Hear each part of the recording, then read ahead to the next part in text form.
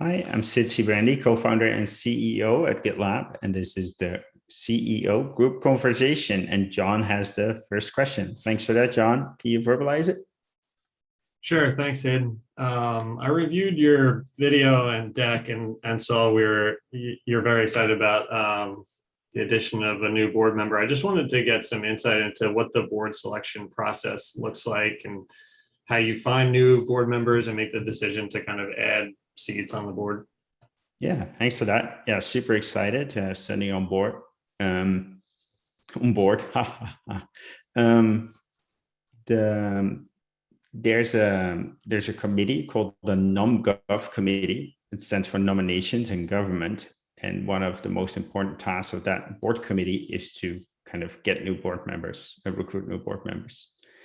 And what we start off with is kind of seeing where can we add expertise. There's kind of two ways you look at it. You look at kind of where are all the different functions represented, like who has like sales experience, marketing experience, CEO experience, product, sales, legal, etc. The other viewpoint is like, how do we staff our committees? And then I'm thinking of the kind of a compensation committee and the audit committee. For the audit committee, for example, you need financial expertise. And then also what Sunny is bringing to that committee is kind of cyber expertise. So making sure that all our systems are safe and secure and that our IT systems are well audited, etc.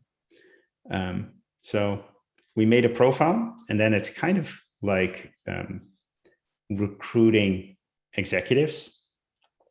I think what I learned is that the stakes are a bit higher. You're approaching people that are very, very accomplished. Even they have bigger careers than the typical executives. They know a lot of people, so it's important that it's a good process for them. So we worked with an external recruiter in this case to make sure it was a good process for everyone. And then you depend a lot on existing board members to kind of shape the funnel. And then also we had criteria for like had to make sure that our funnel was or our pipeline was as diverse as it could be, and both in like gender, ethnicity, but also we tried, but did not succeed this time to get a non-US board member. Can I ask a quick follow-up question? For sure. So through the recruiting process, with these highly accomplished people, like, do you kind of move from, like your one candidate to the next, or is there multiple candidates in process at the same time? It's like you read my mind about something I forgot to tell. Because it's so sensitive, you tend to do one at a time instead of like three at a time, and saying, oh, we made an offer to another candidate, which is more how you run. If you run a regular search at GitLab for a team member, you have more candidates in parallel. Because of the sensitivity, we did one at a time this time. You can also do two at a time, but you won't do 3, 4, 5 at a time, but you might do for a team member. Great.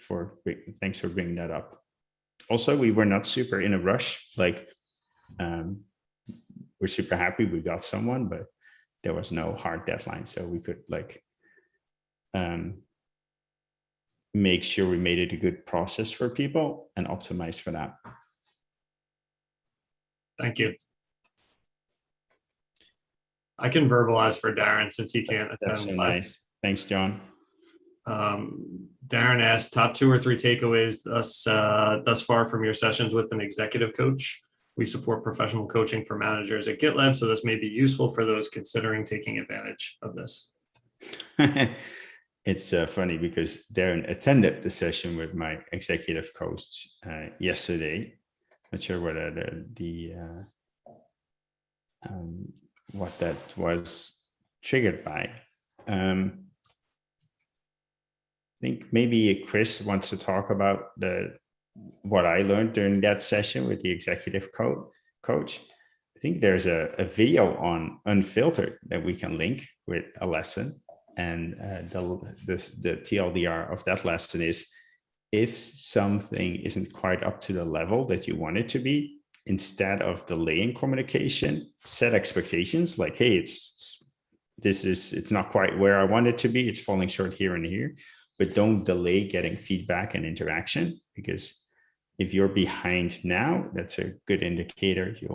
It's going to be hard to have it ready at the appropriate time. So it's even more important to get feedback in early. I think one of the most important lessons I ever learned was from my coach, John Hamm, not the actor.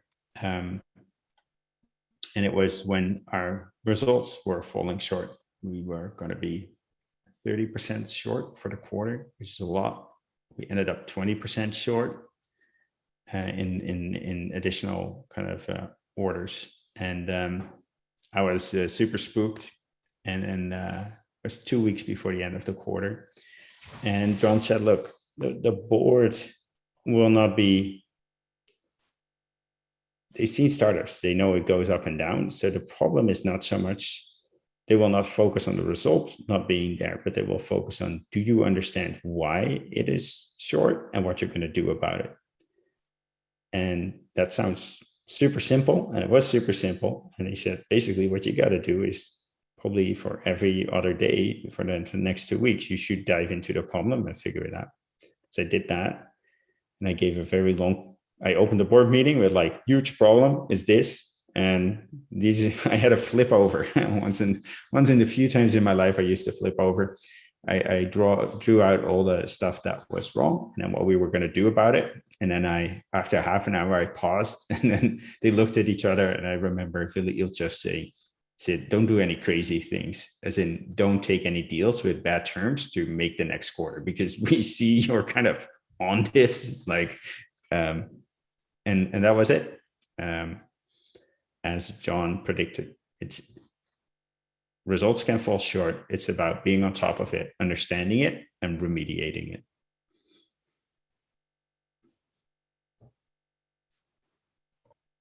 Thanks, Sid. I think I have the next question. You have the next question, but also anything you want to share about the coaching session yesterday. Otherwise, feel free to go to the next question. Oh yeah, thanks, Sid. I think one of the big things was that people are not their work. So make sure that we kind of keep things to the work, not about the person, and make sure that we're always focused on solutions, not, pointing out, who didn't do what. Just make sure, stay focused on results and our values, assume positive intent, and stay focused on the work. Thanks for that, Chris. Did I interrupt someone? I thought someone was going to say something. No, I don't think so. I have the next question. So given the breadth of all of the training available through EdCast, have you had a chance to consume any of those courses lately that really interested you? Ooh, I didn't do any extra courses. I did do our cybersecurity, our phishing training, which is required and important, and I encourage everyone to do that. I did some of the team member research groups introduction training, and that's about it. And I watch way too much YouTube on how to restart old engines that have been out of commission for a long time. What kind of engines? Like two-stroke car engines? Some two-stroke, but there's a really good one with like someone made a translucent carburetor, and that's a really cool one to see how that works. But mostly like old diesel engines in tractors and stuff like that have been abandoned for 20 years. So you should join us over in the Wheels Slack channel. Talk shop. Ooh, that's good. I'll do that. Why did you started this new hobby with the engines? I don't know. Yeah, YouTube figures out you're kind of, it gives you the satisfaction of repairing things without actually having to repair things, which is miserable. I guess they actually tried to repair something. It was extremely stressful.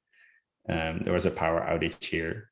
We have a generator, which is amazing. It came on, but there was power to part of the house, but not the important parts like the internet. I had all kinds of scheduled meetings. So I was running around with a screwdriver and flip all kinds of switches, and it didn't work. And it turned out the load transfer thing, LED, signaled its intent to switch power to the generator, but it did not signal its status because there was something stuck and you had to wiggle it to make that happen.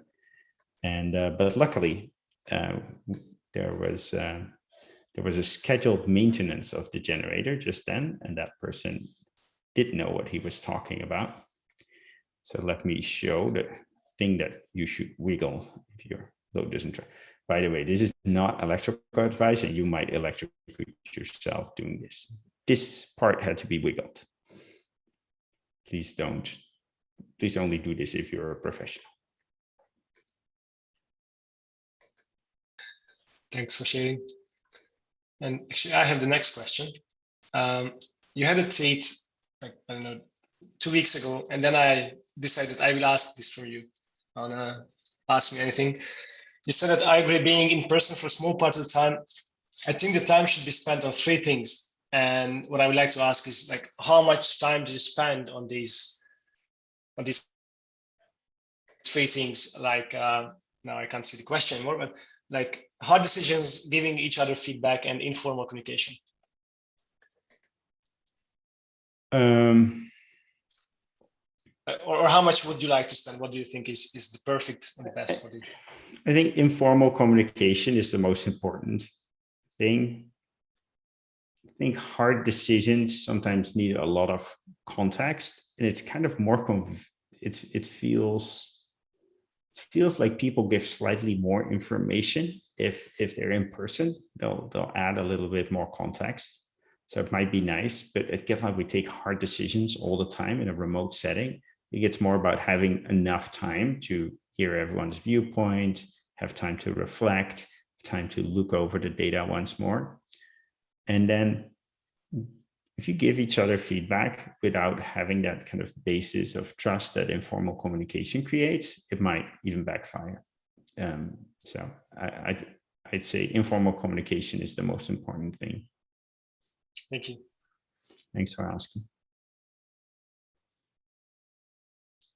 John, you did a good job vocalizing Darren's question. Can you do Matthew's one as well? Happy to. When you look ahead to our growth to $1 billion company, what do you find is the biggest challenge we will face as a company in the next 2 to 3 years, which we will need to keep in mind to address as we grow? Yeah, that's a great question. First of all, I love that that implied is revenue. So as a company, we should focus on revenue and not valuation, and that's great. That's the behind Matthew his question. There's a lot to do. I think one of the most important things is to make sure that we clearly communicate the advantages of a single application over DIY DevOps. We take best-in-class point solutions and string them together yourself and have custom integrations on top of that. If we can, we know it's much better because when our customers and users start using GitLab, they love it and they expand the usage.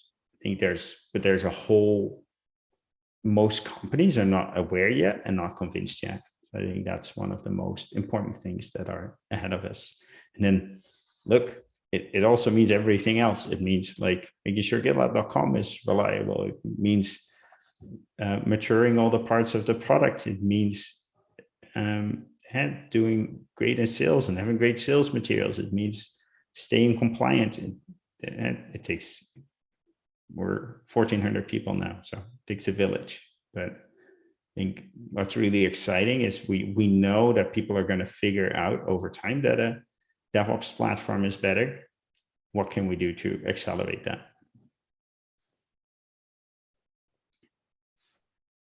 I have the next question. Thank you for supporting the Latinx TMRG background and for being a champion of DIB.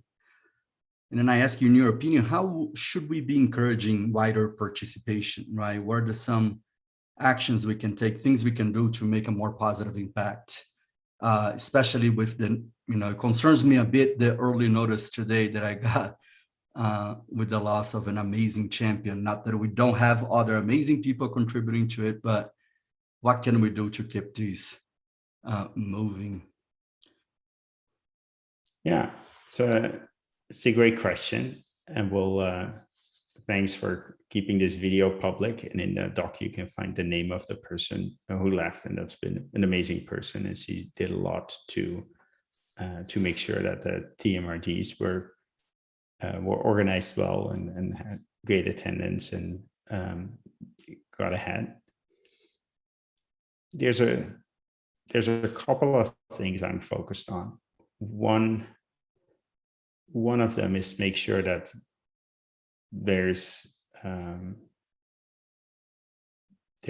of, it would be great to have more money and more like people dedicated to making sure we have a positive impact in the world. And I think that could have a very symbiotic relationships with symbiotic relationship with the TMRGs. I'm grateful for the kind of the reverse AMAs that I've done, and we'll continue to do them. And maybe it's a good venue. We've got 129 people in the call, but to encourage people to switch their Zoom backgrounds for the month. Yesterday was the start of the month, and I learned yesterday that it's because 7 South American countries declared independence on that same day, September the 15th in the same year. So that was a cool fact I learned. And we'll make sure that kind of that department, the DIP group, is adequately staffed, and I'm sure we'll find a great new person. And thanks for whoever linked that back up. Appreciate it. PJ? Hey, I hope my micro is working right now. I come from a background of education where like certain goals have to be met.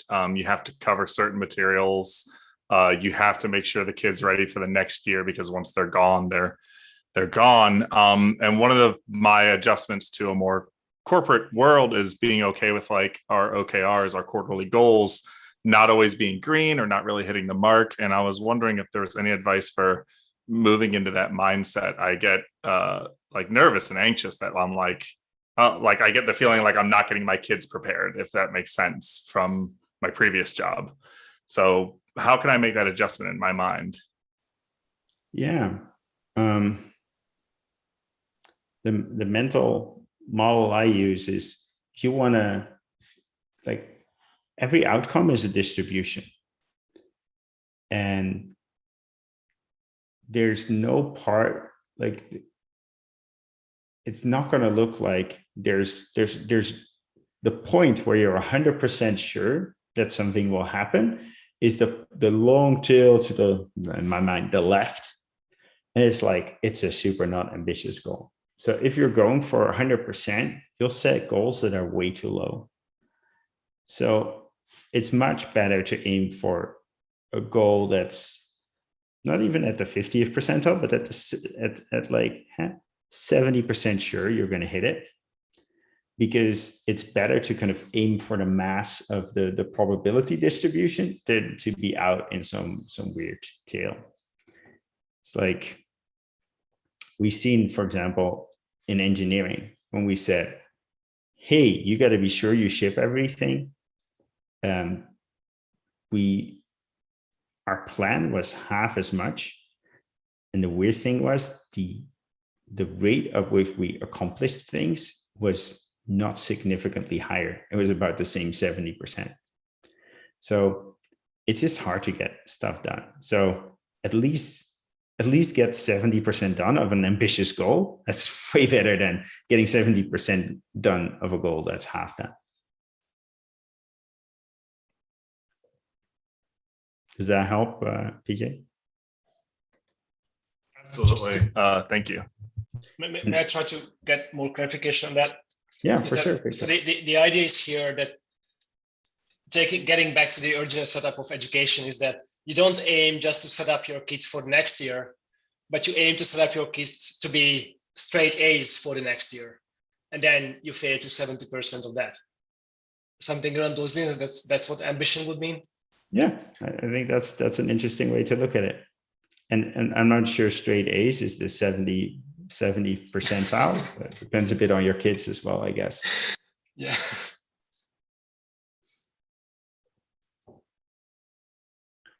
Thanks for that, Christina. Hi, Sid. I'd love to hear your thoughts on how we may be able to iterate on bringing GitLab to nonprofits via kind of a more via a more formal nonprofit program. There are things that we've been doing that are a great first step, such as working with the last mile and the like. But there are so many different kinds of nonprofits out there that may or may not align with our values. So if we were to think of kind of a next step of how we would start opening that up, obviously, if we open up a program, we're going to have a lot of applications and there's a scaling issue there as well. So I just wanted to kind of hear your thoughts on that. Yeah. Well, I was in DC yesterday of the community relations group of which you are a part. And I saw the slide that I'll share now. Here, I saw the board has requested a corporate social responsibility plan before considering nonprofit licenses. And I was like, oh, what's going on there? And so thanks for highlighting, like, and that's why it's so important. We talk about the stuff that's not going well, because like sometimes people can help. Sometimes people think they can help, which is the case now. So first of all, the board has an advisory role. So they will advise us things, and then it's up to the management of the company to do that or not. Now, if we're doing pretty badly if we're doing badly in general, they can replace me. That's the action they can take, and they have an approval right on things like the budgets. But they can maybe hold up something, but it's not normal for them to do something like that. So I was intrigued, and yesterday I went and talked and what was behind this. And what is behind this is, if we give a free license to a nonprofit, we can take that as sometimes you take that as not a cash expense, but you account for the dollar value. So it's an accounting thing, and it might not be necessary to have a corporate social responsibility plan in place before we figure out the accounting treatment. So the relevant people will now discuss that and see whether we can already figure out the accounting treatment. So I've seen it. I'm trying to unblock it. Thanks for like making clear what where the problems are, and we're trying to get it addressed. Apart from that, potentially giving these licenses and the accounting treatment of that, we're also looking into kind of a more sustained way to kind of to support causes we believe in. Thank you, Sid. That's a great answer, and I have some more follow-ups to that comment that I'll share after. Thank you. Sure. Yeah. After the live stream, I'll be in the call for a second. Christine? Hey, Sid, I was curious if how you're feeling about the Q3 CEO OKRs and if there's any points that need more focus. Thanks for that. Let's have a quick look.